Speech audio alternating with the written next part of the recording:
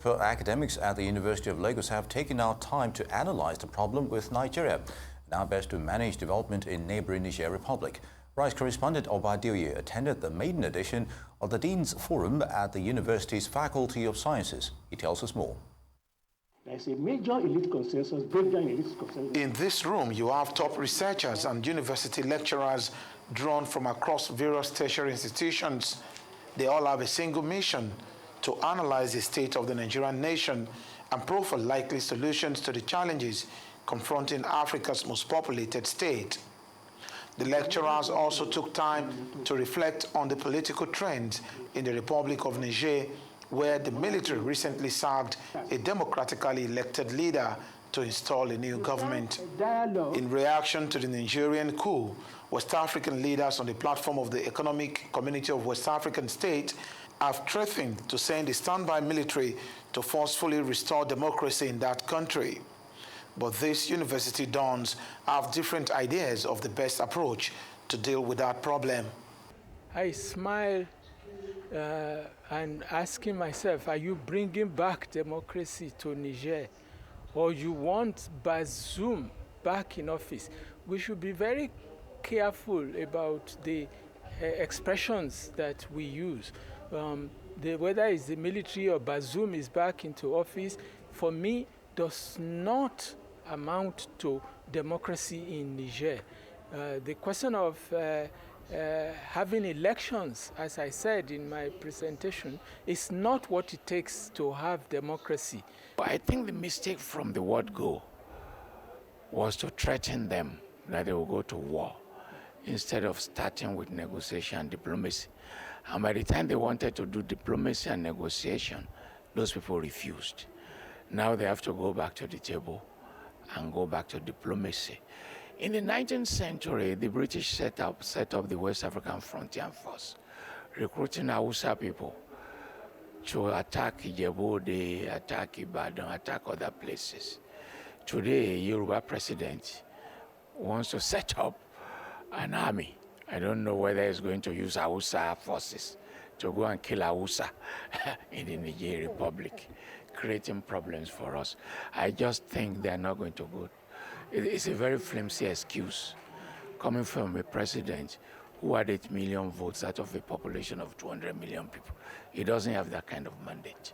What is happening in Nigeria is that Niger is very close to us. Niger is strategic to us. Just as Niger is strategic to France, Niger is strategic to the whole world, just because of the uranium, whatever that they said is in high quantity there. There is need for us to adopt diplomatic approach first. But at the end of the day, if that fails, I think they should be stopped. That idea, if it is not stopped, military will continue to take over in other West African countries. While shedding light on the various dimensions of Nigeria's historical, cultural, and contemporary issues, the Dean's Forum profiled way out of some prevailing challenges in the country. Corruption is number one. Number two, the leadership is not interested in Nigeria. They're interested in their pockets. Number three, we don't have the infrastructure to develop. Number four, we are not giving human capacity to young men and women who go to universities without developing human capacity. Number five, there's no middle class. Nobody's salary is enough. How can you ask somebody to be earning 60,000 and to spend 40,000 on transportation? What kind of life is that? And these are challenges. If they are not very careful, one day they will wake up to realize that what they themselves have will be destroyed in massive rebellion and protest. I think they should exercise caution in not pushing millions of people to the wall, which is what they are trying to do now.